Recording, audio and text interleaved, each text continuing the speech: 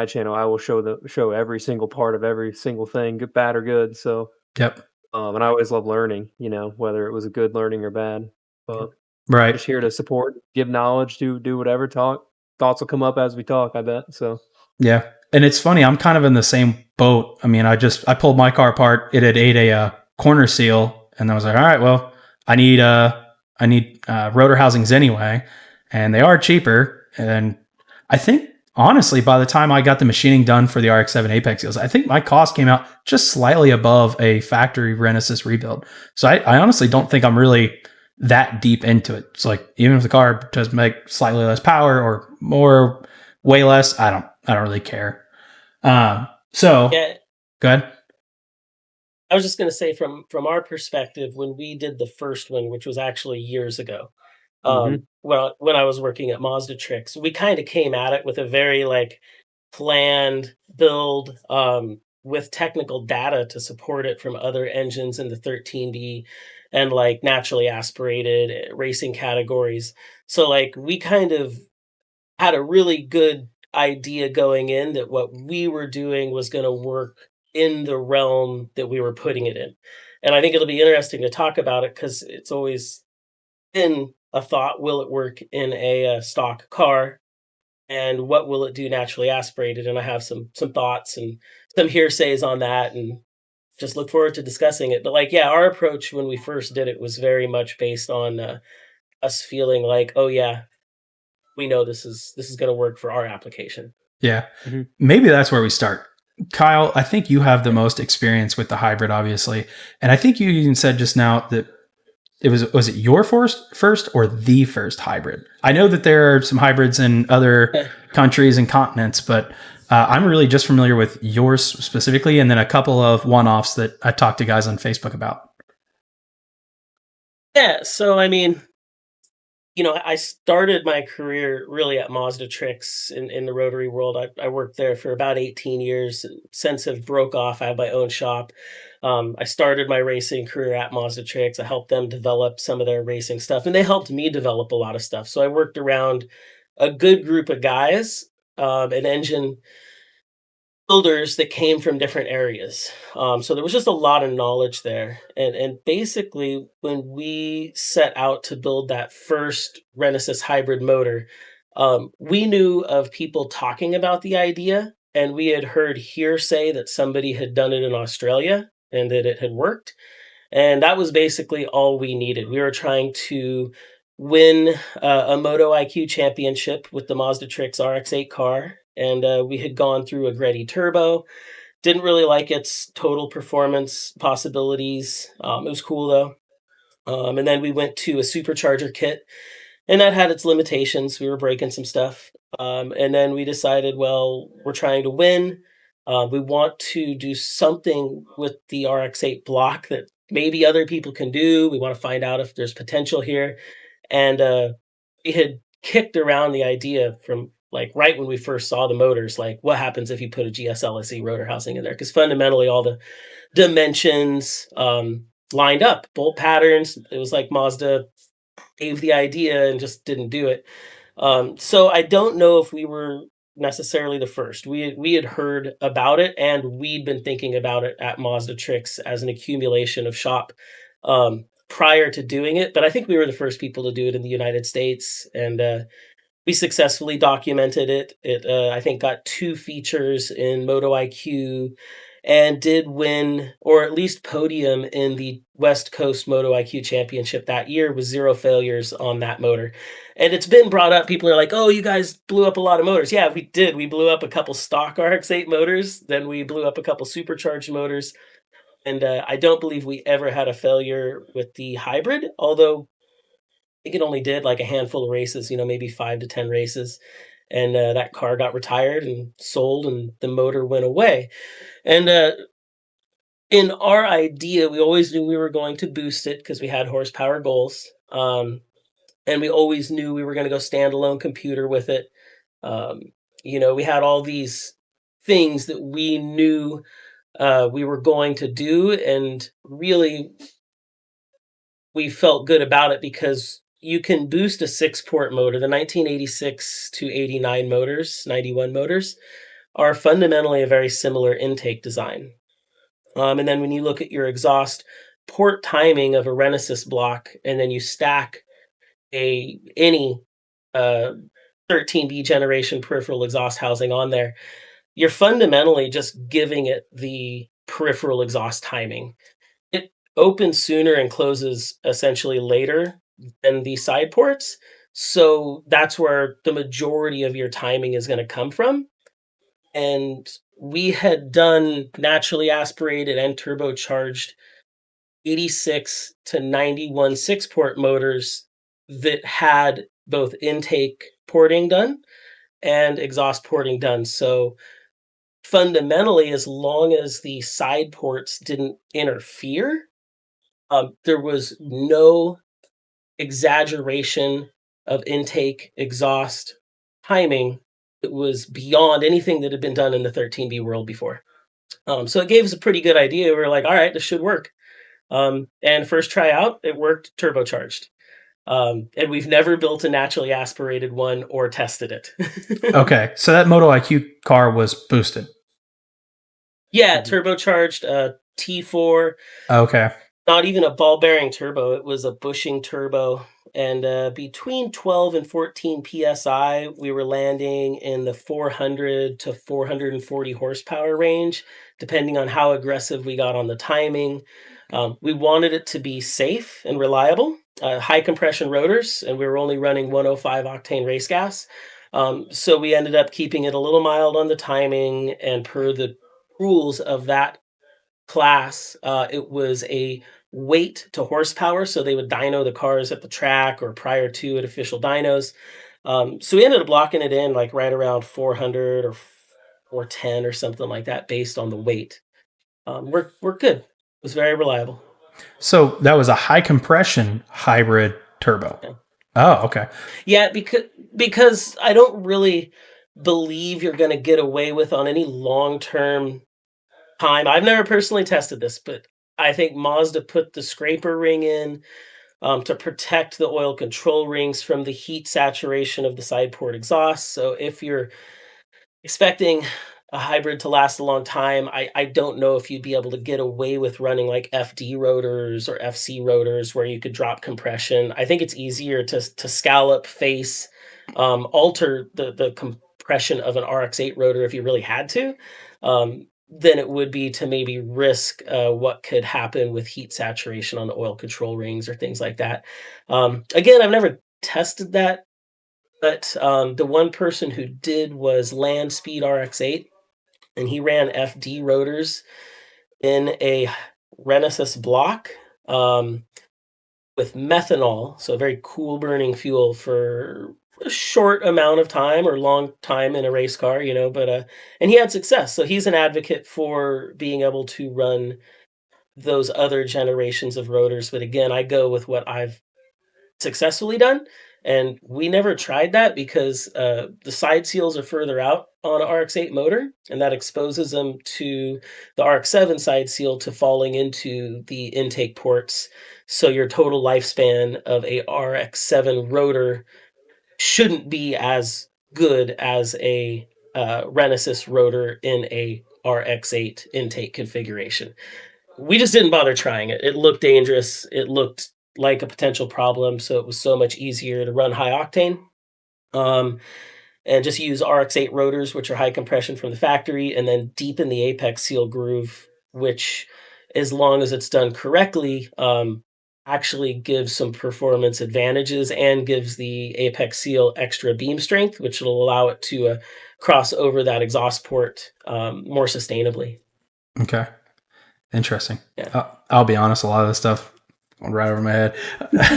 Eric, I see you chugging along. You're good. And I'm over here like, okay, yeah, that makes sense. I don't know yet, but yeah, I read all the forums, all the RX8 club posts. I've seen pictures of the old Mazda Tricks setup. I've followed the Land Speed guy, so I've seen all of, or at least most of his test stuff on it. My hybrid, I didn't want to try RX7 Apex or RX7 rotors in it for the same reason. I literally just took one and rolled it over the plate, and you can feel where the side seal is going to dip down. And I've had side seals break off over the intake port on just regular RX-7. So like it's why I expose it to extra risk. The interesting thing that I think, like, from Kyle's experience would just be like the intake that you guys used on your hybrid setup. I feel like I've seen pictures of it and it was a little bit more custom than just a stock RX-8 intake. So I don't know if you have any like collaborations on that, because that's where like I think turbo, the like main shape and flow of the intake isn't the most important because it's still just being pressurized. But at the same time, like there's definitely gains to be had improving the intake even while boosted. But yeah. Yeah, you want me to talk about the Mazda Tricks intake configuration first, and then maybe I'll talk about my thoughts on the stock intake second, Yeah, yeah. if that sounds good. Yeah, perfect. So you're absolutely right. The Mazda Tricks intake manifolding was not stock. And when we look at boosted motors, rotary motors in general, whether you're using 4-port motors from like the Turbo 2, the Cosmo, or the FD, or you're taking a 6-port motor from like the 80s and 90s and adding boost, generally for performance, you're getting rid of actuators, and you're trying to optimize flow. So less of the necessity for actuators and secondaries, because that's increasing flow speed at the bottom end. But when you have a turbo, you're just trying to get air in there. So our whole thought was, just like we had learned in the past with trying to get peak horsepower, not bottom end performance, but peak horsepower and reliability, it was like, all right, on the bottom intake it's a stock RX8 manifold, but we ported it and polished it and set the center drum to open, and we eliminated the bottom actuators, so they just simply couldn't work. And we were on a Haltech computer, so there's a whole different topic to talk about here when we talk about using a stock computer. But with our application, it was a Haltech, and so we basically made the lower half like an old school turbo manifold or 6-port manifold. It's just going to flow in, no actuators, made some little block offs to fill the voids, capped up any vacuum ports, gave it a little port and polish, cleaned it up for efficiency purposes. And then the upper half is plastic. And I think you could get away with the upper half. I don't know how much boost it'll hold, but I know it'll hold 7 to 10, 12 PSI because I've seen people do it. But we were able to get an aftermarket, and I believe it was the Pettit Racing upper intake that they used to make for their supercharger kits. And we found like a new old stock that was damaged, got a hold of it, made some modifications to it. And I think we ended up running just a single butterfly. And not the best, again, for bottom end response or mid range when it comes to rotaries, tunability. We were kind of going with more of the plenum idea. Again, why we saw those peak horsepower numbers that are rather good on our dyno charts was because we just basically straight lined everything. I think it was a 90 mil throttle body, Pettit Racing aluminum upper that was port matched to the factory lower, zero actuator movement, just blow air in, get air out, make power. And it worked out quite well. We went to aftermarket injectors.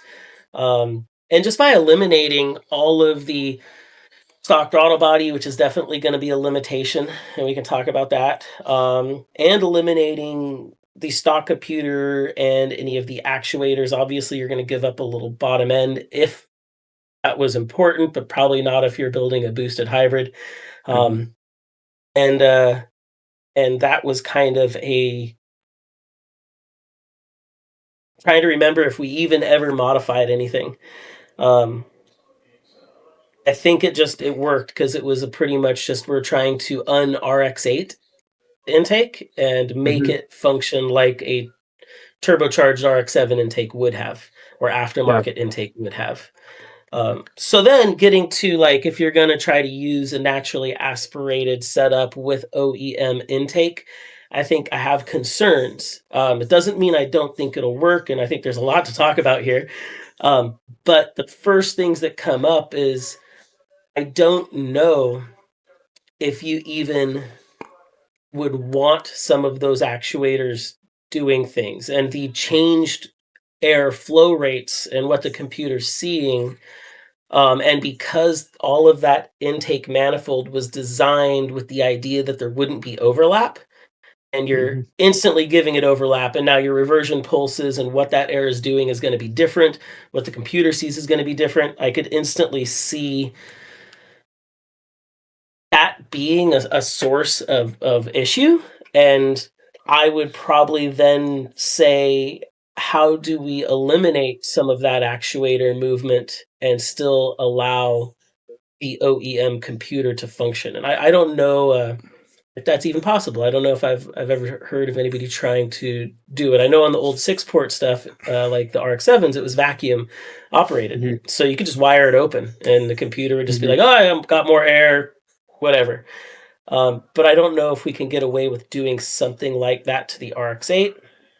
And then it would bring me to, well, maybe we can start to reflash the OEM computer to hopefully either bypass some of those functional issues or start to see what it is that's causing it to obviously limit the horsepower. Is it way too lean? Is it is it the EGR system not being happy with there suddenly being back pressure, if it's even there? Because I actually am not as familiar with your setup as I probably should be. It's like, but those are all of the things that I would be concerned about and try to get around. Just try to eliminate, get around, bypass.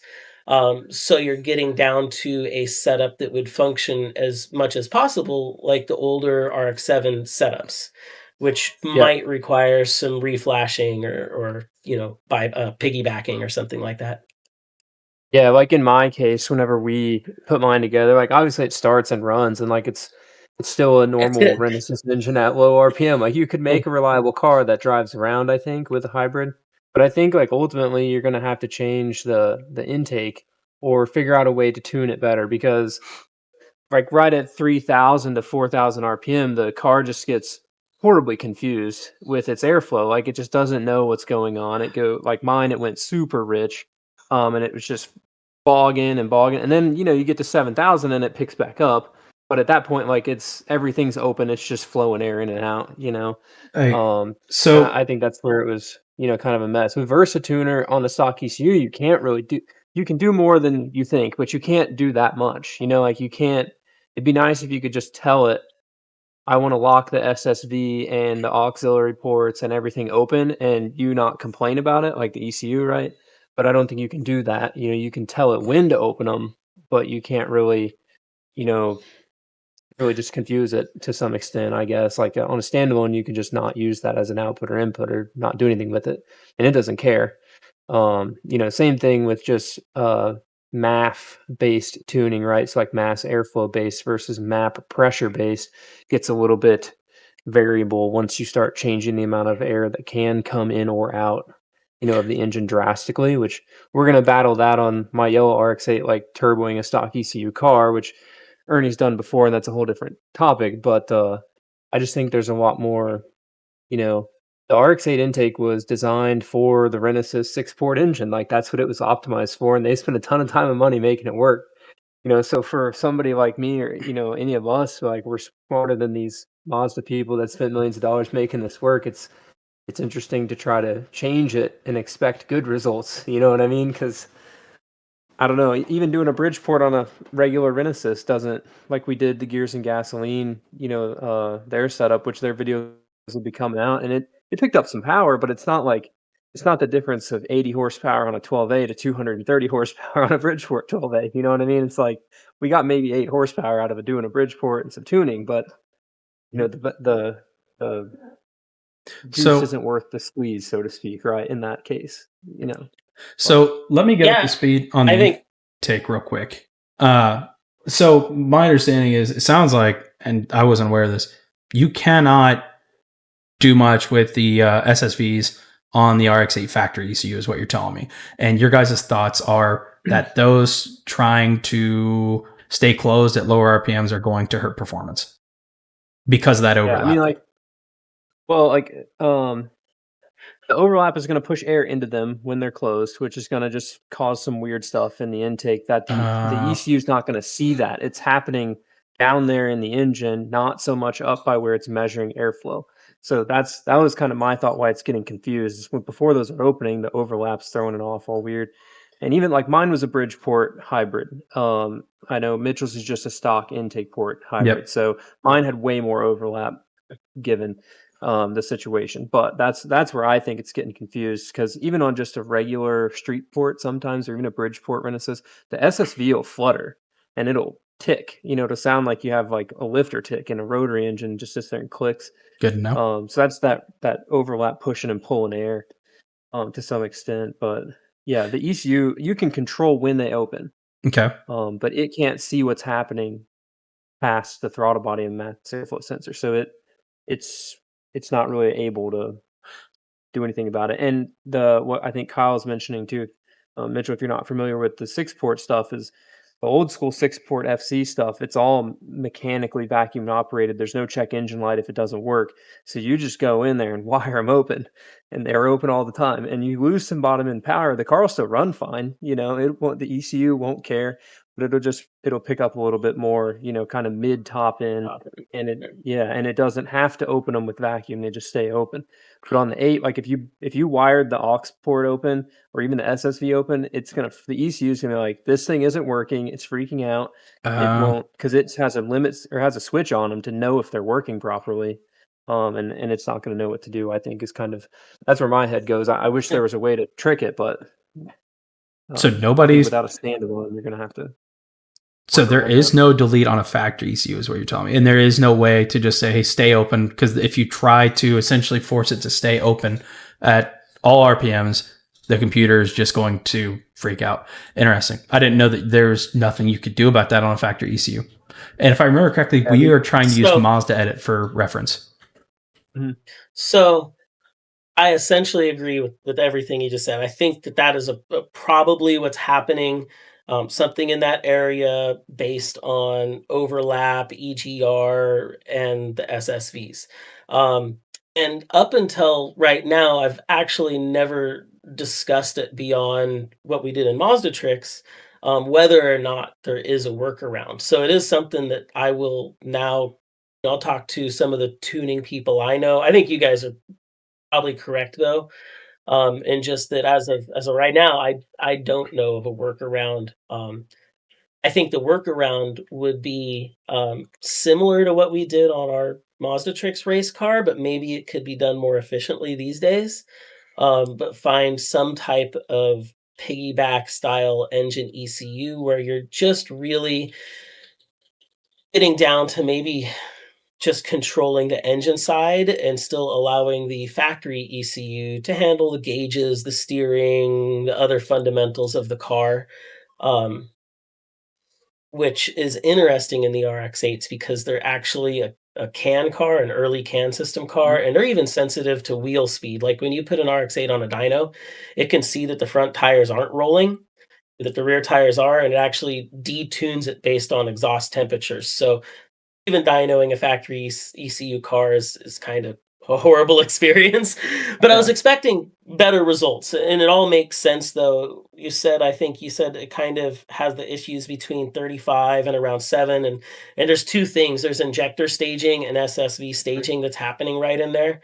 And you're right, like it probably only exacerbated that issue by having it be also bridge ported. Not going to say that it would be any different with a street port, but that's like adding overlap to something that isn't seeming to like overlap. And we didn't know. Yeah, sure. And I mean, like, I didn't know. Like, there's a lot of people who just I guess before I go down that topic thing, that mention here is like, Ernie has an Adaptronic like plug and play for an RX8, and I would be curious to take that plug and play and run an NA hybrid with that, because basically he can not run. He does in his Turbo 8, which is what that ECU is on.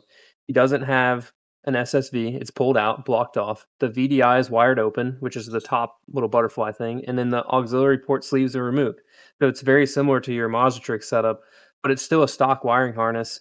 It's a stock ECU thing plugs in, right? And he can turn all that off in the adaptronic. But I think the big thing it changes is it switches it from mass airflow to map pressure tuning. So now, even in A, it wouldn't be that beneficial. You could rescale the math, but that just makes it way more simpler, for the ECU to read that, like, hey, we're just at max vacuum. It's not going to see all the weird pulses and overlaps so much. Might be a little smoother than math tuning, but I'd be curious to, if we went back and retried to like go bug Ernie to take his adaptronic out. Those ECUs are getting hard to find. So if you're trying to do like the adaptronic plug and play turbo RX8, like they're like $700 or $800, but they don't come up for sale often, because I can't even. I would love to buy one, but I can't find one to buy. So it's and it's tough to justify the like $3,000 to Haltech plug and play Nexus R3 thing to actually make the CAN bus happy. And at the end of the day, it's still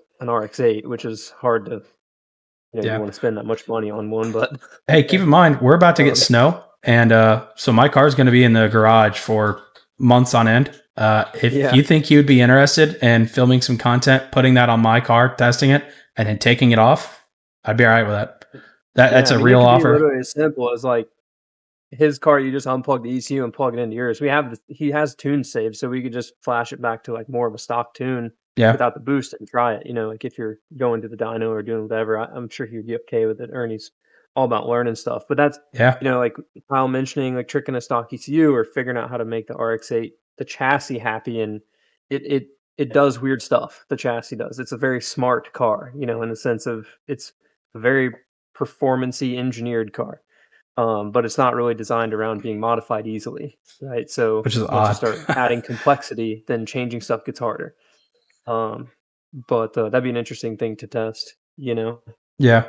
And just talking about the overlap concerns with the Bridgeport and how it's going to essentially pile up on that SSV, it sounds like I'm really excited to put your header on my car and just eliminate that other controversial, variable and actually see what that porting does. I assume we're going to lose power, but if it's really this efficient, it makes me wonder, is there a couple horsepower in there? I know you never dynoed your car with the with the header in its current status, but I still think your description is really good. Still feels like it's under factory power levels. So if we put mine on the dyno and all of a sudden it's coming out just under factory power levels, would be like, okay, well, not much has changed. Or, if it's back down to 100 horsepower, heaven forbid, I still think we have a good finger in the air, or I guess wind in the air, whatever the phrase is, test on how much this is really going to change. So I'm really excited. I'll be honest, I didn't think the intake was as big of a deal, but that's just because I don't know. I know my tuner has been legitimately trying to warn me about this stuff. Just for background, Eric, I know I told you, but Kyle, I didn't tell you. When I originally did this, I told my tuner, I said, we're going to be doing a Bridgeport because this is all around content creation, so it's got to get everybody's attention. And I said, I'm even down for a little bit of power loss. And then when it came around to it, he's like, just let me street port it. And I was like, all right, you know what? At that point, let's just run it stock just to see what happens. Mm-hmm. So I think that's all, like, what needs to happen. And it's interesting how sensitive the RX8 is to intake and exhaust, kind of what you were mentioning earlier. It's like you do all this porting and all this modification and you pick up like 5 to 8 horsepower. And that's exactly what we've seen. I think like one of the touring car teams picked up between 5 and 9 with the Bridgeport, and all the original street port gains without any excessive tuning, even sometimes with reflashing, we're talking like 5 to 7 horsepower. So it's like you're spending a lot of time and money to get pretty small gains anywhere with the RX8. I always tell people, street port it when it's apart. So you don't take it apart to street port it. Like when it's apart, you port it, cap back, intake filter, flywheel, coilovers, and enjoy the car. They're just really fun cars. And unless you're going to boost it or get really exotic and go way outside of what I would consider a street car, and some of that is because I'm in California and we have such strict emissions. It's hard to really flex what it can do. I think a limitation, and we kind of touched on it, is potentially the throttle body. You're trying to move so much air volume with that motor, and what's happening is potentially the smallest thing is starting to become the throttle body. If you Mhm. look at what other RX-7s have ran, or what kind of volume you do on an aftermarket build, if we build a Bridgeport 13B for like GT racing, totally comparable. It's like if you Bridgeported a hybrid build, I'd expect you need like a 51 IDA downdraft style Mhm. setup on it, or something equivalent to, you're probably moving 90, 100 millimeters of air to get higher horsepower gains. One Mhm. of the things the Renesis did was they kept everything on the smaller side to really emphasize mid-range performance. And Mhm. when we talk about horsepower gains, we're usually talking about upper end performance, and that means bottom end and mid range get sacrificed. Um, but like if you do have the opportunity to play with the Adaptronic, I'd love to see what it would do with maybe a different throttle body on there. And Mhm. then for my own personal kind of wants and projects, I think I want to run my hybrid Renesis Streetport. That's been sitting for a year and everybody's mad at me, but I've been broke and busy. I've been one You following it. know, I've been yeah, one waiting on the updates. yeah. I think what I kind of intend to do is run it naturally aspirated to start with, but none of the stock intake. I would just go to an aftermarket intake. If you're not trying to pass smog, um, like literally, I would just throw all that RX8 intake away Yep. and pick your favorite aftermarket setup. Something that's potentially been used before, and then with your header, you want your collector approximately a motor and a half length back from the motor. So probably 30 to 40% further than what most RX8 manifolds collect at. And it's just a hard spot to collect. You're into the cats and stuff.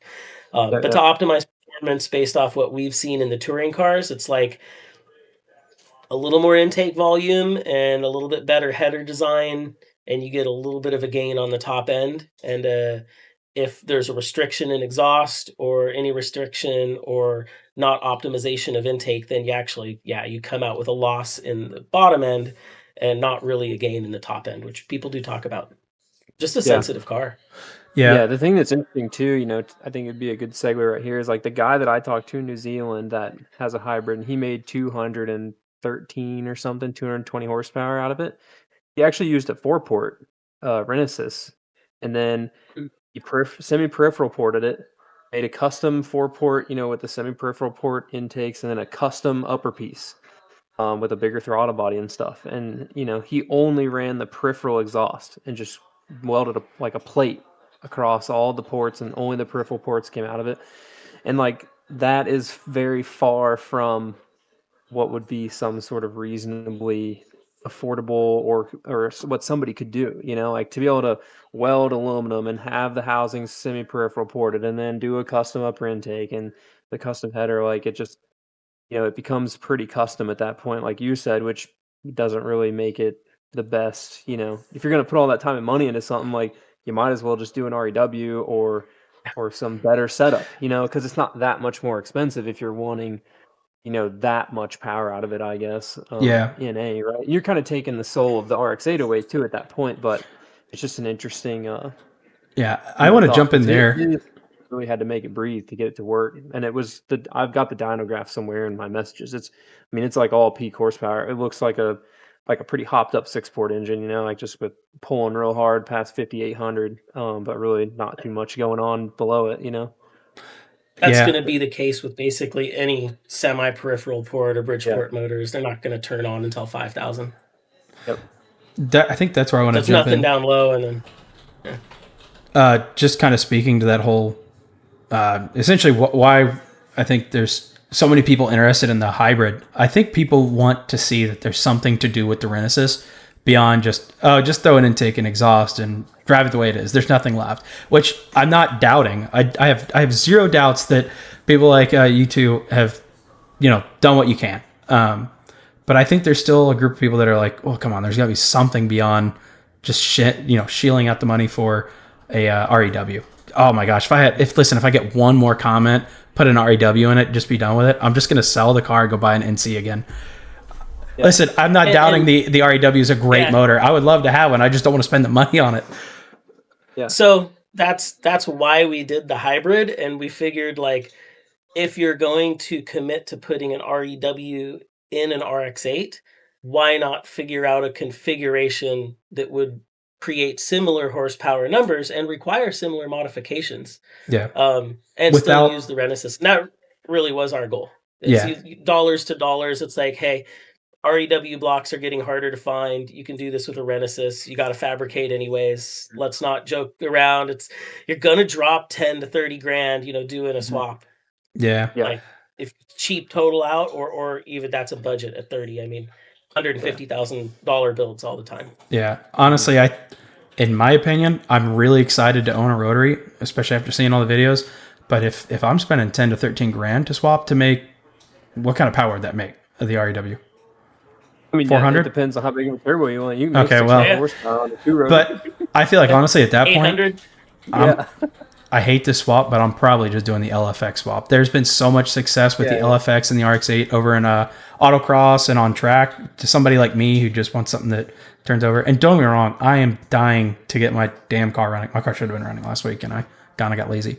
And I'm really excited for it to be a rotary, specifically because it'll sound different to my 1.5-year-old son, so he'll think his dad's car is a race car, and that's really all I want. Mm-hmm. But yeah.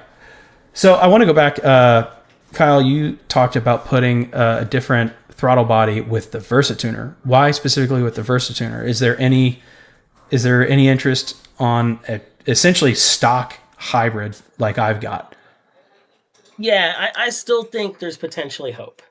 We just got to work around a couple things and see what it's doing. Well, I'm saying specifically with a throttle body. Is there an issue with using that on a factory ECU?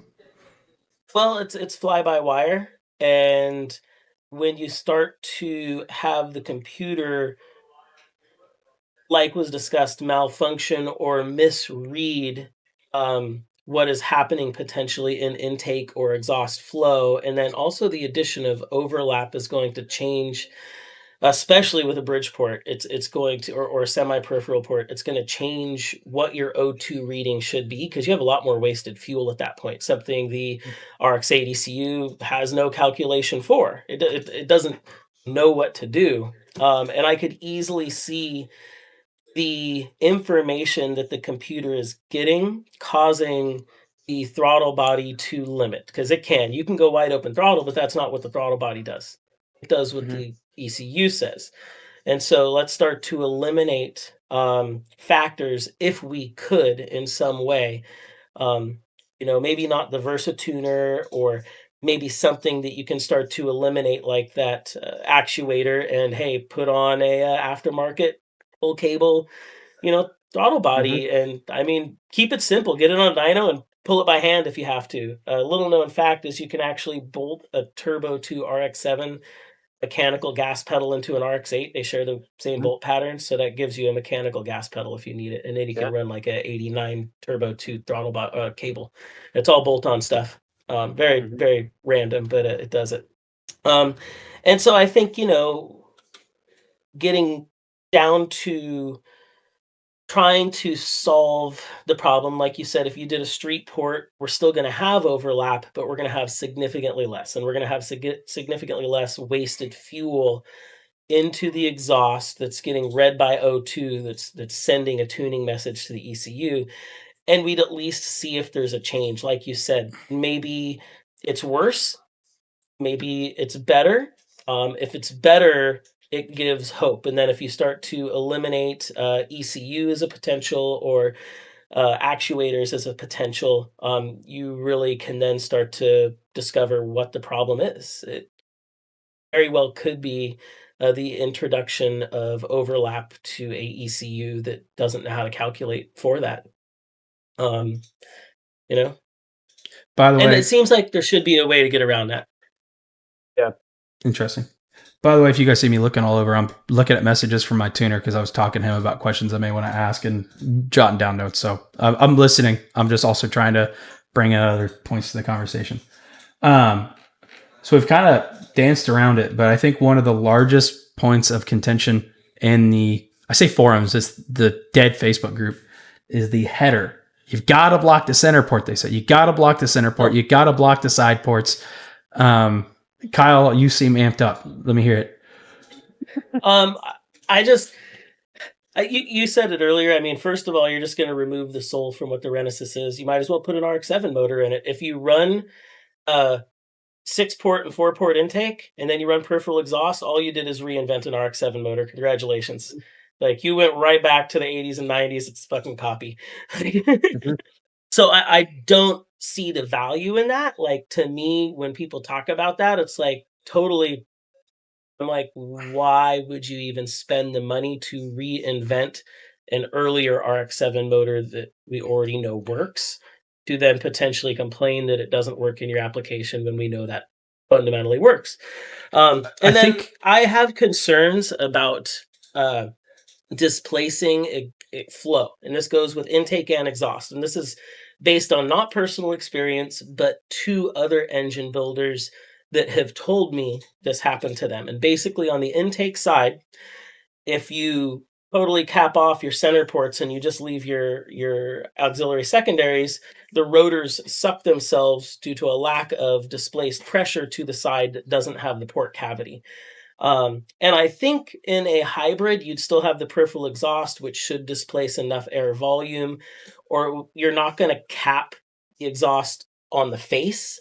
You're going to cap faceplate. You're going to cap the exhaust at the exit point, which still will allow vacuum pressure release, even though it won't allow flow. But basically, rotors need to have the ability to either hold vacuum equally on both sides, like full billet engines with absolutely no intake ports, equal on both sides, or cavities so the rotor doesn't inadvertently build pressure or build vacuum to one side.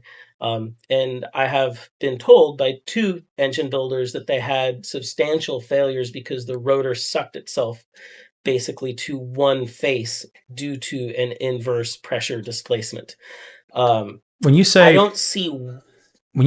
pulling a vacuum on one side or the other, are you referring to blocking intake or exhaust still? So in the 2 failures, it was Uh-huh. done on intake. Okay. And so my concern is, if you're going to do it on the exhaust, either do it all or don't do it, but don't Okay. do it unequally. Okay. So, like, if you see Mitchell on my header, the reason I didn't want to, everyone's like, oh, weld the thing shut in the center iron and do it that way. Well, the reason I left that tube that comes out is because you don't want, like Kyle's saying, that there to be nowhere for the exhaust flow to go on the inside face of one rotor.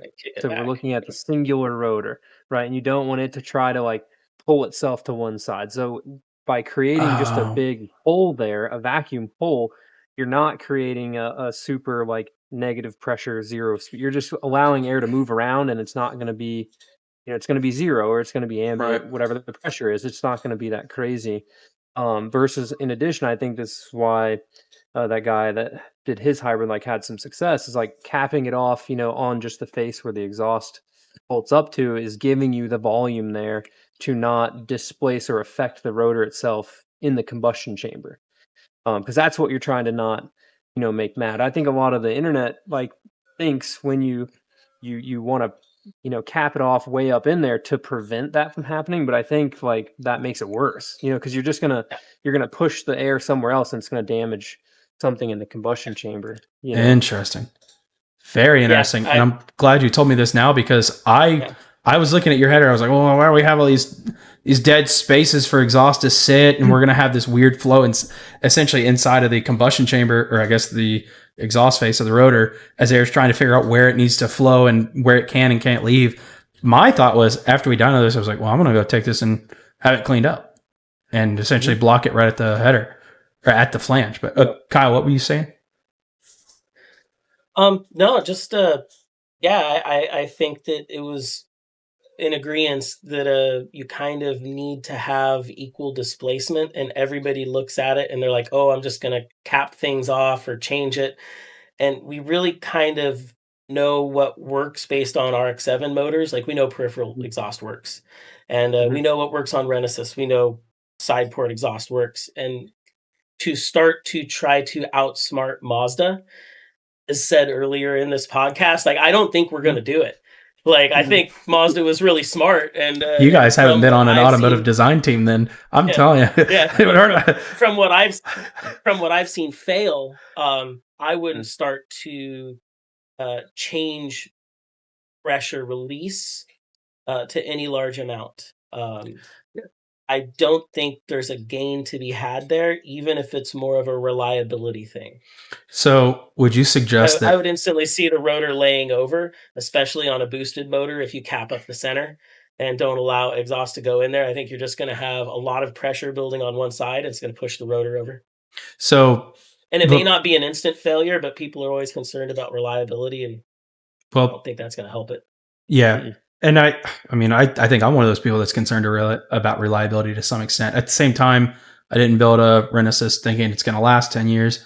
But I definitely would like to try to get, 2 years of track work out of my car, probably 8 to 10 track visits at least. That shouldn't be an issue. Oh, okay. It shouldn't be an issue. Well, then if we got some more time left, maybe we'll have the funds to go ahead and start boosting mine then.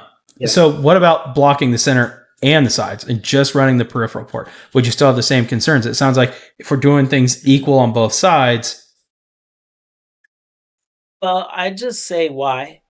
Because all you did That's a great question. You did right there is create a 1986 to 91 Mazda RX-7 motor. Okay. So then at that point, get rid of the actuators, fix your throttle body issue, and you have a motor that will work and will probably make slightly less than the Renesis, because they made slightly less than the Renesis. No, there's no reason it would make more. Yeah. I actually didn't know they made less. I guess that makes sense. Interesting. I think my old Series 5 FC half bridge port with the stock intake on an RTEC 1.8 ECU with the little Palm Pilot thing made like 170 wheel. And that was like jamming. Like we were super pumped that that's what that made. You know what I mean?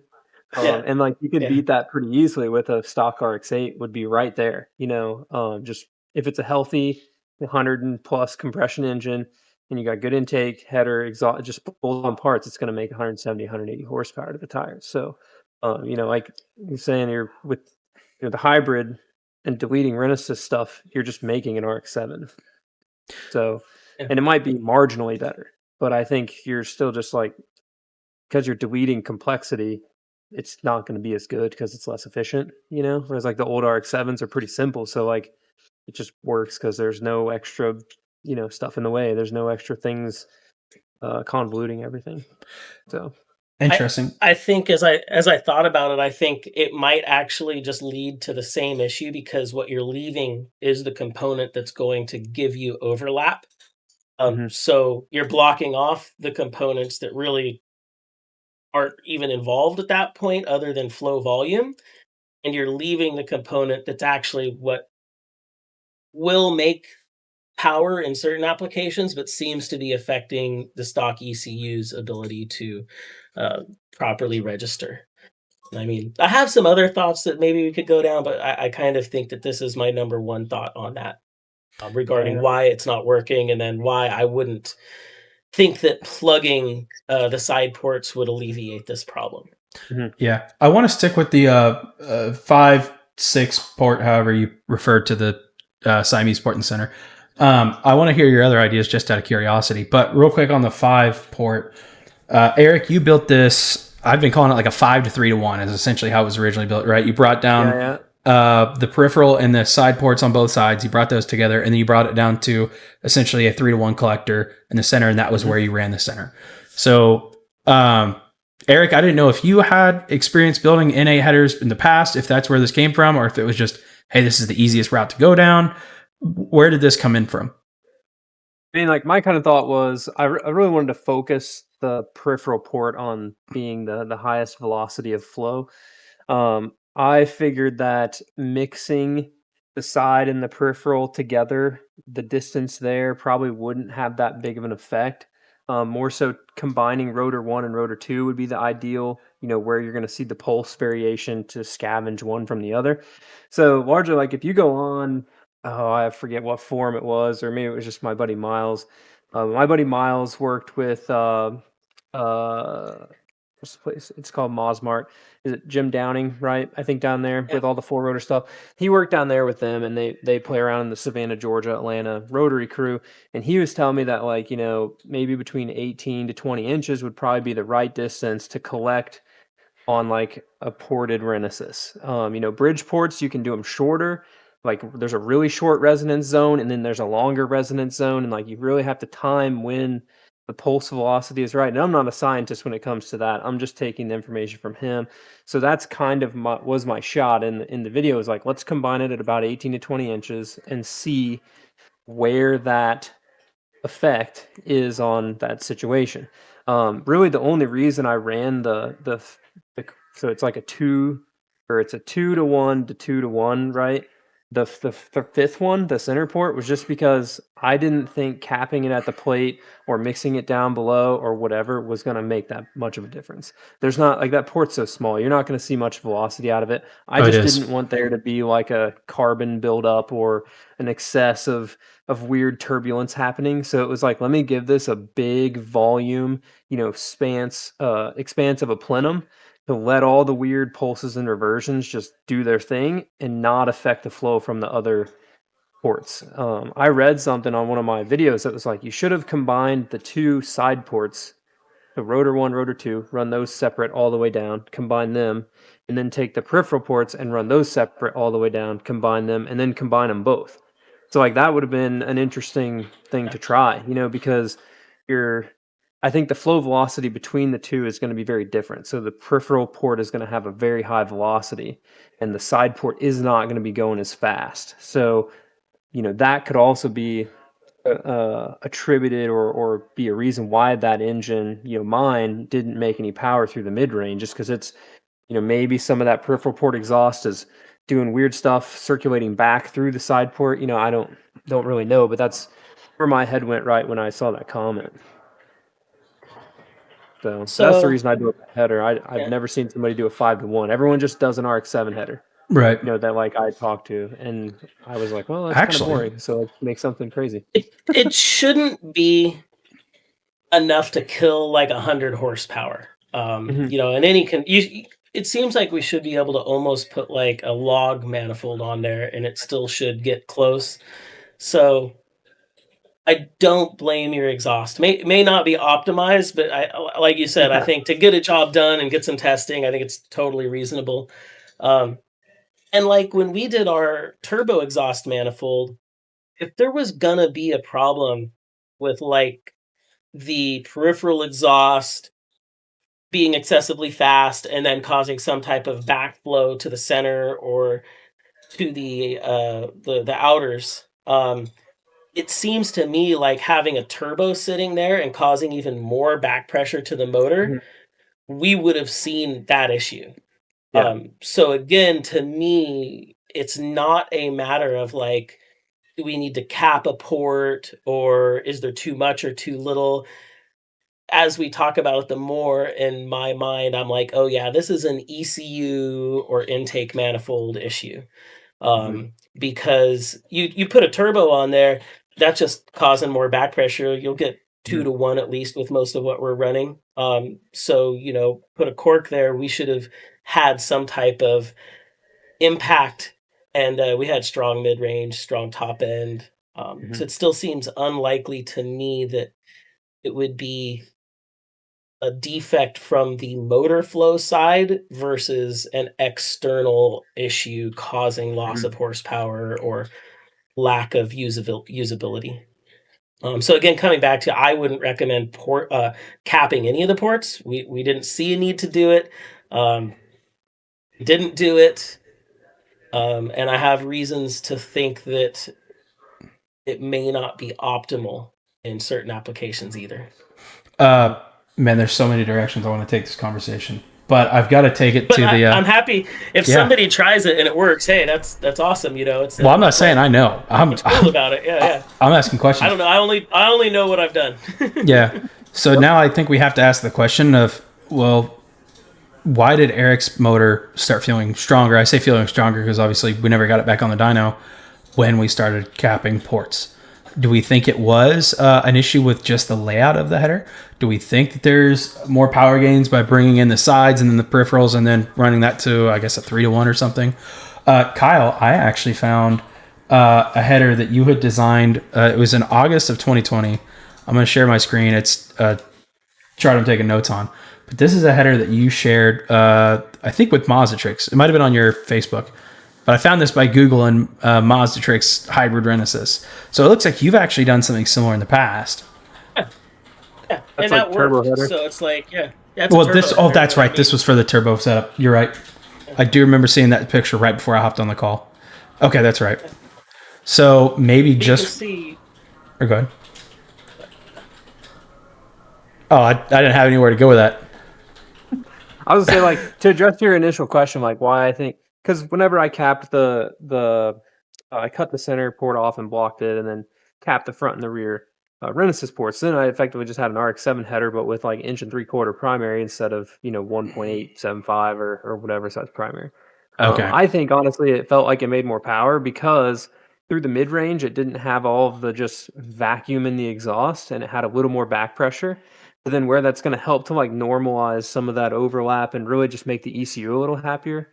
Because what you're going to see, or Kyle's talking to earlier, is like ECU doesn't know that it's wasting fuel with the overlap. So what's happening is it's probably an injector timing thing to pick up some power. Like I bet there's a lot of different tuning things you could change just on that setup and maybe make it more efficient.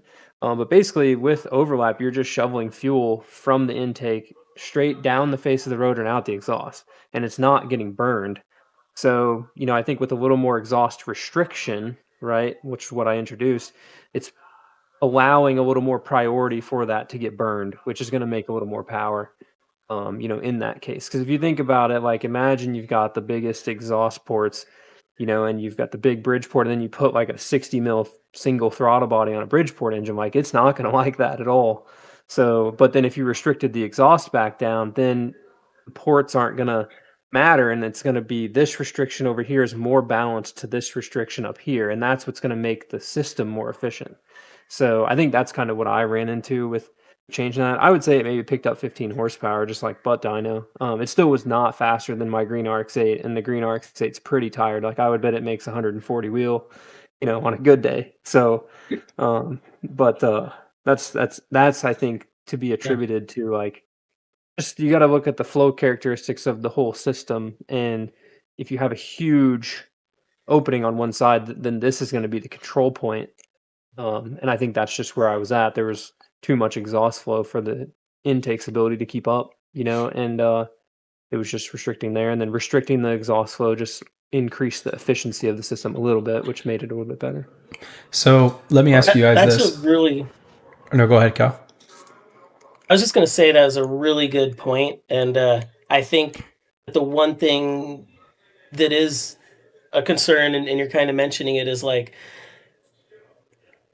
if Mazda optimized the motor for its mid-range performance, peak performance, it's got these 3 different areas that its intake and its tuning is optimizing, then us adding all of this extra air volume in naturally aspirated form should drop the horsepower on the bottom end and the mid-range. It could just be a dog naturally aspirated until you get it tuned and it hits 10 or 10.5 or 9.5, which a stock RX8's not even going to get there unless it's been retuned or modified. But I don't think it's going to be that bad. But yeah, like any motor, you go really excessive with your intake porting and your exhaust porting, and yeah, have a limitation on the front end. You're decimating your bottom end performance. But again, I don't think it should have been so low. So I still think we're up against other tuning issues. But I guess I had not ever really thought about it. As a racer, I think in peak horsepower performance, and I'm going to operate in my window of power based on a gearbox. But yeah, when you're talking about a naturally aspirated motor, the Renesis Hybrid is a ton of volume, and there needs to be restriction in certain areas to create proper velocity, and that is a whole area where maybe not porting the exhaust at all and not porting the intake at all could be the best form for that motor because it maybe already has too much air. Yeah, Huh. and like I Unless you're didn't planning port, to boost it. Yeah. yeah, like I didn't port the GSLSE housings at all. I just left it stock because I figured if I ported it, it would make it there'd be way too much exhaust flow, and Potentially. that was my intent, right? Now, like, I'm gonna take it back apart and build the hybrid for boost and then go bigger on everything and whatever. Because boosted, I think it'll be beneficial, but NA, I think there's just like, the reoccurring thought is Mazda optimized it, and I don't know that there's a better. I don't know. I think a fully custom intake would probably be the way to Yeah. go. If you made a billet flange for the lower, brought it all up, combined it, some sort of a plenum, maybe emulate like an REW intake manifold. They flow really well, and just start there and put a big single throttle body on it and let it run. But I think, like your throttle body comments, like you're definitely going to want something bigger, because contrary to most people, like a 48 IDA flows a lot of air. Like that's a pretty big like airflow, and if you got good velocity stacks on it, like it's going to be rolling air through there, for a rotary, because that's as big as the header, intake wise, right? So, as like a 48 to 52 millimeters is 2 inches, so you've got basically 2 inch primaries on the intake side, and I think there's just it's going to take basically reinventing an RX-7 to make a hybrid make more power, Yeah. ultimately, right? So. Yeah, and we talked about like aftermarket intakes, and one of the ones I wanted to try on a hybrid Renesis would have been like an ITV style. And again, yeah, you got to be up in like a 52 or plus, or Mhm. in Australia, very not popular in the US. But here I'm going to introduce some cool stuff in Australia. They do quad throttle bodies, and I think Mhm. at that point you're getting a lot more volume. You have four smaller ITBs like 38s or 42s or Mhm. 44s. So your total volume is very high, but your velocity is kept up. And that was a way they were able to get higher horsepower numbers out of the same motors. Basically, you take a Mhm. peripheral port or a bridge port, and they could increase porting volume but maintain velocity by introducing more ITBs that weren't as big. And so like my thought was hybrid Renesis with ITBs, aftermarket ECU, and a decent Mhm. header. Um, and it'll run. Yeah, yeah. I believe that'll totally run. And yeah, I don't know Yep. what the mid range will be, especially after this conversation. But Mhm. I think it's got potential still. But you ain't got to Yeah. beg me to put ITBs on my car. That's for sure. Hey, Yeah. if I've got I the mean, money, that's I'd love to test out some ITBs. Yeah. Um, You run some like yeah. OBX, like the Honda ones, an OBX quad setup, super Mhm. cheap if they still have them out there on eBay, and Yep. just yeah, a little CNC'd or welded up tubular runner manifold, and I think you'd Mhm. probably be better off than a stock RX8 intake, based on all of the dynoing and research we did at Mazda Tricks. When you get into GT racing or IMSA or any of the naturally aspirated road racing categories, they're never running the stock intake manifolds on rotary engines. Got it. Non-existent. It's all aftermarket ITB stuff. Yeah. Because here's the other interesting thing, just to make mention of. On Johnny's four rotor engine, it has the slide throttles in there, 54 millimeters, and they're ginormous, each one. But IMSA Racing and somebody's Street RX8, the drivability of Johnny's car is non-existent. Like it sucks. It's the worst car ever to drive in traffic. It's either like all or nothing. Because you have 10% throttle is so much airflow. So that's where, like, if you do go to an ITV setup, you're like, we're talking making it make more peak power, but there's always a balance of more right. power means sacrifice and drivability Yep. means, there's a balance in there. So like, I've seen guys run like Hayabusa throttle bodies or carburetors on stuff. And like, they're probably in the 40 mil, like a big 30 mil range, as far as diameter, but you have four of them. So like he was saying, the velocity is great. With a smaller diameter, you do get some better transient drivability, even with like a bigger total flow than say a big single. So there is some balance there, but that's where like your average RX8 owner doesn't want to spend $1,000 figuring out a new intake manifold. You know what I mean? Like he'd rather be Yeah. able to buy something that comes off the shelf that's like this gets you 10 horsepower, or whatever, right? So that's where it, unlike the FDs and the RX7s, there isn't a full, and even really for FDs and FDs and older RX7s, there isn't a full spread of options as far as aftermarket intake manifolds. You're pretty limited on a few different billet ones or some cast ones that are reasonably affordable, or you're finding old like excessive ones that are laying around that don't get made, or elites or whatever brand. Like they don't. It's just there's not a lot of support for the FD, and there's even less in that situation for an RX8. So that's where I think a lot of, like me or whoever, like I'm not giving up on an NA hybrid, but it's just you lose your traction pretty quick when there's no, crank the budget way. And I'm a decent fabricator, but I don't have a TIG, so I can't just experiment and make stuff like that. And I don't really want to like pay the tuition myself to learn it. So it's an interesting ball game to play as even for Kyle and I, like as engine builders, who want to play with these things and experiment, to be able to invest the time and money to try to push something that like it might make 220 horsepower, but you're going to have a whole bunch of money in it. Right. And like my full bridge 12A with a 50 mil DCO makes 200 horsepower, and like it's just that's a couple hours worth of Dremel and stack it up, prove it, no questions asked. So it's an interesting, finding a place to put your time and money is always interesting when it comes to this stuff and R&D, right? Yeah. And to be honest, it's funny. If I had this conversation before I bought my rotor housings, I'd probably like, okay, I think I've heard enough. We're just going to put a 425 in it, call it a day. But here I am now. I've already spent the money and I'm just like, well, at this point, I'm just ready for a car. Oh, you guys don't know how miserable I've been this season without a car to race. I was so excited to hop in my Saturn. But I think the beneficial place where you're at, though, Mitchell, is with the hybrid that you've built, is you can boost that engine and have what I'm going to say is probably going to be a healthier, more reliable turbo RX8 than just about every other stock Renesis turbo.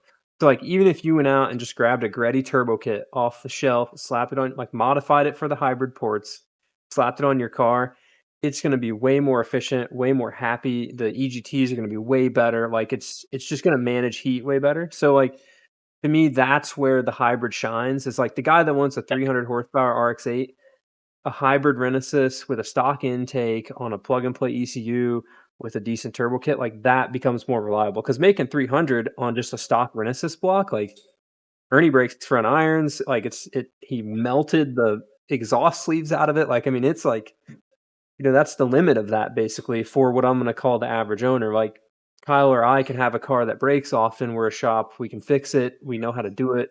Right. But like, if we're going to say, hey, this guy wants a turbo RX8, I'm going to say 220, 230 horsepower is all you're going to reliably get out of it. For me to say like, it's not going to break, have fun. Yeah. Right. Cause like, like there's a balance in that too, of like, how do you sell somebody on what they need in their engine to have a reliable car? Because ultimately rotaries, like, we can kind of admit, aren't as reliable as other performance sports cars in a sense. And then you modify them and it becomes even worse. So it's like, you have to balance what you want to give or sell or tell somebody's going to work, or what I would put in a video and say do this, because I still feel reasonably liable for if I make a video that like this is my port that works and somebody doesn't and breaks, like I'm still not going to feel that good about it. So absolutely, I still think your engine is like, for a street RX8 ready turbo kit 280 wheel, it would be a blast at that power level, super reliable, especially with RX7 Apex seals. Like it's going to be a great engine. So yeah, interesting. Yeah, I think I've pretty much determined or decided that this year it's gonna. Well, I say this year. Next year it's gonna be NA, and I would love to do as much research as I can. But I think what I'm gonna fall back on is exactly what you're bringing up, Eric. Is how much money do I really spend to find out that we're still missing horsepower when I could just spend this money to boost the RX8? And I'm just here to make some cool content. That's what I'm down to do. That's what I'm trying to do. I'm not a professional videographer. I just want to share an experience with everybody. I still think that there's more to share here. I'm going to be running into funds, I think. I've pretty much decided originally before this call because I thought the big restriction was the exhaust. Oh, the exhaust is the problem. You got to figure something out and make a decision.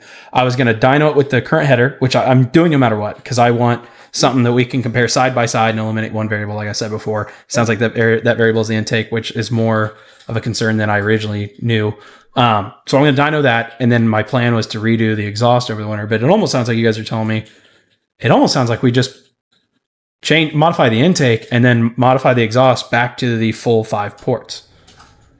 So is that where we're at? It sounds like the next step is to, like I said, dyno my car the way it is, hopefully very soon. And then over the winter, open up the exhaust, essentially rebuild the 5-to-1 that you had, Eric, and then open up my intake with an aftermarket intake. Is that the idea here? I'd like to see that. I think that's got potential. Yeah, I mean, I think like you could probably have a company or your engineering or me or whoever could draw something up in SolidWorks to simply just bolt a Turbo 2 or a FD intake on an RX8, like an adapter, like they did for all the old school stuff, E2 to FD or whatever, right? Yeah. And I bet that's going to eliminate the RX8 intake completely, all the resonance, all the weird stuff. Go to a cable throttle body, put it on a standalone ECU. Like I think your biggest hurdle is going to be having to get an ECU to go to a different intake, right? Because you're never going to get the stock ECU to run anything but the RX8 intake. Okay. Like that's just not going to happen. So, to me, that's like your next step, or the next step for the hybrid in general is like you gotta, you could try aftermarket ECU with the stock RX8 intake, see what it does, and then I think it's going to pick up power with an aftermarket, or I say aftermarket, with a custom intake. Somebody's got to build something, but you're just going to need to get more flow in because the hybrid's getting it out. So that's my I think inner thoughts. But yeah, and I totally agree. And just one of the thoughts I had was using one of those same adapters to go from RX8 to FD or some other generation of Mazda. And then you could potentially use one of the carburetor manifolds and then go to an ITB, not a carburetor, but an ITB. Slightly more expensive than using an OEM setup, but we have a lot of data supporting like what we were talking about, like a 48 style or 50 millimeter. So it kind of puts it in a relevant category. It's like, oh, we know a 51 millimeter IDA on a ported massive street port 1986 to 91 block does what did it do, 250 260 horsepower at the flywheel.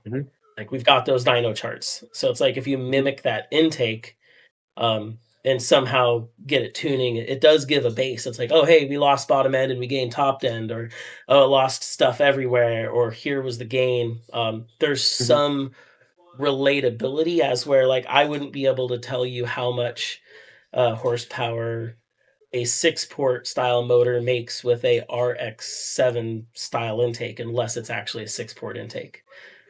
So just for like being able to quantify what horsepower actually means, there is some similarities that could be drawn upon. Man, this is super cool. I'm learning a lot here. Kyle, I'm sorry. You said earlier when they were running the 4 ITBs, I thought you said a 48 millimeter but it wasn't 48 millimeter. What size ITBs were they running? So I could get some data for you on what the quads were. I seem to think it was like 42 millimeter quad. Oh, okay. 4 42s. Just in the ballpark is really what I was looking for. Smaller, yeah. Okay. And then when you're running like twin, like IDA style, we usually, to make any power, you're usually running a 51 millimeter IDA style. That could be ITBs or carburetor, and there's aftermarket and just different stuff. The old Webers or Jeanbergs or actual ITB stuff. Redline, some other companies out there. But yeah, I think again, like, we know we have data on like ITB setups. So if you mimic a setup like that, it kind of does give some relativity of horsepower numbers. And if we go to like uniqueness where you go to like a quad throttle body, I think there's probably more impact when it comes to media content, because like that's two things nobody's doing. Hybrids and quad throttle bodies, which look really cool. And we know they work because we've got data from Australia. But it does put you in a category where it's like a variable that we don't have. But I can get you some information on those quad setups and Yeah, what they were doing. It's neat. That's absolutely. kind of where I wanted to go with it, but I'm happy to help other people as well. Oh yeah, Gentlemen, for sure. I was hoping to have some money opening up for my cheap 4-wheel drive project, Eric, that I was telling you about. But I'm telling you what, you're really getting me talked into. The car's gonna be sitting all winter. You guys are gonna have me spending money on a Just aftermarket turbocharge ECU. Yeah. Well, Just yeah, Yeah, I mean, I think like ultimately this is like what I always tell people is like you got to have an expectation of what you want the car to do, right? So like if somebody Yeah. wants a reliable, normal like a V6 Camaro-esque car, the RX8 in stock form is a great car. Got a back seat, same gas mileage. It's just going to be a little bit slower, but it's going to be a little more unique. If you want an RX7 on a budget, the RX8 is not really the car to do that with. right. Like you should just go buy like a 350Z or something else that takes modifications easier because that's ultimately what RX-7s are. They're easy to modify, they make good horsepower, and they sound cool, right? So you kind of have to like set that expectation for yourself. I think a boosted RX-8 is a very viable option, but everyone goes into it with the expectation of it being an RX-7, and it's not. So it's a a Yeah, management thing yeah, there, but yeah. I don't think I it's was always fun. chasing like a budget RX-7 or anything like that. For me, like I said, I was pretty content with my NC Miata. If anything, I almost regret it. It's an absolute turd, but I just loved it. Yeah, my goal, honestly, with the RX-8 when I got done was to have something that performed like my NC, but my son could ride in the back of, and Yep. I really just needed to sound cool so that he was impressed, and that was the box that it needed to check. And then I just needed to I be able know. to go thrash it all summer long at the track.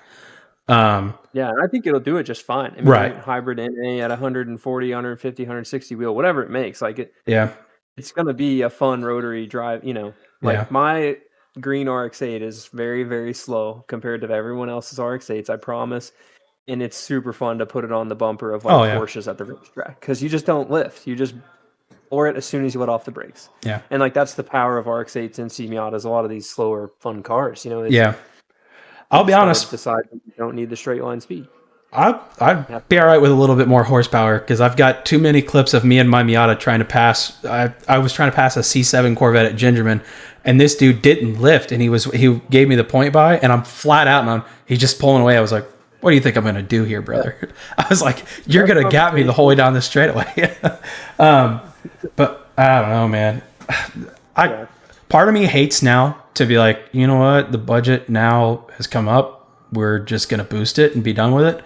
Just because I had so many people just do this, just do this. I was like, well, I was kind of having fun with the research part, but at the same time, I'm like, I really don't want to just burn $2,000 and be like, all right, well, it made 160 horsepower. It's time to boost it. So, Yep. Yeah, but that's the thing about the internet, right? Is everyone's smarter than you. So it's oh, always fun to jump in the comments and read them. And like I kind of saw through all the comments on a lot of stuff and was like, I don't think this is gonna work, but here's my like honest try. yeah, As far as not gonna work, meaning it's not gonna make 230 horsepower, or right. 150 or like it's gonna be a Renesis at best, right? And that's not a bad thing. It's just that's the expectation. But I still think the hybrid definitely has its place as like efficient turbo RX-8. Like I think it's still a good Yeah, viable option, for somebody who wants to tinker and have fun. But yeah. yeah, I'm interested to follow along with whatever you go through and let me know any questions or anything you need and we can get it sorted out. I know we're not too far away. Kyle, I'll Yeah. probably see you at 7 Stock this year for sure if you go. So we'll be making the trek with the 4-rotor car and a few other things. So it'll be interesting to come out and catch up. When is 7 stock? November 10th. I don't know the number, but it's the 10th. One of the Oh, 10ths, I think. that'd be a 20, lot 20 of fun to something. go It's out right to. in there. I remember I heard about it last year, and I think that was right as I bought my car. And I was like, man, that'd be a lot of fun to go. Maybe I'll have to look it up and go out. Mm-hmm. Yeah. I need to do some more research on, I guess, boosting my car because honestly, I wouldn't even know where to start. I haven't looked at it because I was like, all right, well, that's a next winter thing. But maybe it's a situation where if I have to do an aftermarket and if I have to do an aftermarket intake and an ECU anyway, maybe it'd be worth just going ahead and assembling it in A before I start building the header and such. maybe I'll go I into mean, I that think route. like in your situation, I would take the header that I gave you with the engine mount and just put your car together and drive it. Well, that's what I'm gonna do right 'Cause, now. like, Yeah, yeah, 'cause, I like, want to you'll have fun it with it the running, rest of the year. and then once you've got the little bit of wherewithal tuning, you know how it reacts, etc. Then you can probably piece together a decent intake manifold for not that much money, to try. But the thing of it is you're gonna have to go standalone first to manage any aftermarket intake manifold. So, Okay. at that point is where like standalone boosted, standalone what's the, viable option. I think Greddy turbo kits can still be had for not that super expensive. So you could probably get away with just buying one of those or something too. So yeah, and if I I'll do have any of to that, it'll talk be to December timeframe. Or go ahead, Kyle. I was just gonna say I'll have a chat with my tuner, Nelson, who does all the KMR and Mazda trick stuff, and see if he has any insight on what we might be able to do within the stock ECU. It's been a while since we did anything with stock RX8s, but I know for a while we were, reflashing them and playing with them, and you could do some stuff. So, and just because I don't know, I'm gonna go talk to him about Mhm. what the limitations are that he was seeing, just so I can follow up with you guys and see if there's anything I can add to this puzzle. Yeah. Yeah, for sure. Well, I guess were there any other topics you guys wanted to discuss? I think there's still a whole further rabbit hole, but man, we'd be here till who knows when. Um, Yeah. I, I think it was cool to chat, and I still think there's potential for the NA hybrid, but I think like we at Mazda Tricks and KMR, we always kind of looked at it as this is like a hot rod motor or a race motor, and I guess we're very used to just equal length header, aftermarket intake, ECU. What do you need? And I think within that potential, there's still a peak horsepower number that we don't know what it is. Mhm. But I think, yeah, for like the average RX8 owner, if you're looking for a street combination, that's probably not an average street combination to go for. Mhm. Yeah. You'd have to really want to do that for a specific reason. Yeah, I remember just trying to find somebody to cut my rotors to take the RX-7 Apex seals. I thought that was going to be easy. That was already difficult enough. A huge shout, by the way. I was going to give a shout out to Rotary Science. The guy was an absolute pleasure to work with. He was down to do whatever. Held my hand through everything. He was a great help. But yeah, Kyle, on your comment, I think you'd be surprised. Even the guys building these things at home, they're going balls to the wall. I talked to a guy named Carlos Bermu Carlos. I apologize. I'm probably messing up his name. Carlos _ FXB on Instagram. But he built a hybrid Renesis and stuck it in a repoop. And it's got some nitrous to play with as well. He did, if my notes are correct, he did RX-7 seals. He lost a rubber plug on one, had to rebuild it. He actually did your KMR bridge. And then I think he had RX-7 seals. And then he had a 2-runner. I don't remember what this note is. But yeah, his was fairly modified as well. I think he had a log. Yeah, he was the one with the log manifold, and essentially he just routed 2 additional pipes off to reuse the factory header. Travis Lichtenberg may have messed his name up too, but he actually used a 12A center plate on his. I guess that's what he told me. And then he had RX-7 seals, and then he described it as heavily ported by the time he got done. And I think he said that it made essentially stock power levels. It also wasn't anything incredible. So, yeah, I don't think anybody has really built something that's not extremely messed with. A stock intake, stock exhaust, just the rotor housings. And I think that was part of the point is we had an abundance of Renesis motors sitting around that nobody knew how to use them in anything other than stock form. Mhm. And with limited options, it's like, yeah, if you want to put a Renis into a hot rod or a Repu or anything, like the Renesis just isn't that cool. How do you make it cool? Well, the Yeah. hybrid or these other configurations, and I'm so happy to hear people are making them work in weird configurations, but like that was the whole point. How do we use these blocks? Yeah. Otherwise, they're boat anchors. Yeah. Boy, I found it's a real heavy boat anchor thanks to all that cast iron. Jeez. I didn't realize how heavy this thing was. So, okay. I yeah. I'm just happy to see people using them, and my advocation is for like fundamentally, it's just a rotary, so it'll work. disregarding the factory ECU, it looks like at this point, and this is a conversation I never got to have until this point. Um, but yeah, we know regarding like the characteristics of the motor, at least my view is it's like, yeah, we know it runs, we know it works. And it looks like you can fool around with the configuration more than I would personally. More than I probably should have as well. But anyway, hey, it's been awesome to talk to you guys. One thing I had a note on is we never did an introduction. I think that would make this clip a little bit easier for us all to edit and use. So pretend we haven't spoke yet, and let's do a quick introduction. Kyle, you start for Eric and I to use. I have to say my name first? If you want to say something else, you can. Preferably. Go for it. Yeah, just Kyle Mohan Racing. I've done rotary engine work now for over 20 years. I worked at Mazda Tricks for over 18 years, and I've ran my own rotary drifting team now for over 20 years.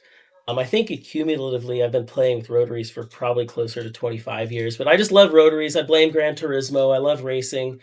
And I really just enjoy getting to share this passion with everybody, and that's why I'm here tonight. Yeah. Eric, you want to go? Yeah, I guess I can like actually address the camera a little bit. I like the side view more than the straight on from work. But so my name's Eric Hof, also known as Mr. Rad for the Rad Potential YouTube channel. I bought RX-7s about 10 years ago, and basically Rod Millen's RX-7 rally car is what hooked me on these cars. That and Fast and Furious 1. The cutscene in Fast and Furious 1, you go through a rotary engine and just what is that? So that's why I've always loved them. They sound cool. I've been building these engines, I guess, for about 8 years. Whenever I moved down to Nashville, was living with my buddy Charles and his son-in-law. They had RX-7s. Just literally met them at a car show. And ultimately, like, just one of my life things is like sharing rotaries, sharing your passion with other people is one of my favorite things to do. We put a rotary engine in my rally car and went and raced rally this past weekend and had a good time with tons of people who had never heard a Bridgeport Brat before. So it was super fun to share the knowledge and love trying to learn and tinker with things. And that's ultimately, the hybrid stuff is what we're here to talk about. Yeah. And I guess I'm Mitchell. I run a handful of media accounts racing with Mitchell, and I just like to make fun content. I had an NC Miata that I loved. I wanted a back seat that my son could ride in his car seat. And that meant I got a RX8 because it's the only car that I could tow with my daily driver. And now I'm just learning how to live with a rotary, trying to at least. So now I'm just trying to build a rotary engine that impresses my son. But I have no build experience, which you guys will see in this video. Actually, I assembled my engine by watching Eric's videos, Kyle's, a handful of yours. There was another individual on YouTube that I forgot the name of, but yeah. So I know nothing about these things. I'm just here collecting information to share with my tuner. So, all right, cool. As long as OBS played along, I should have all of that recorded, and it looks like it did its job.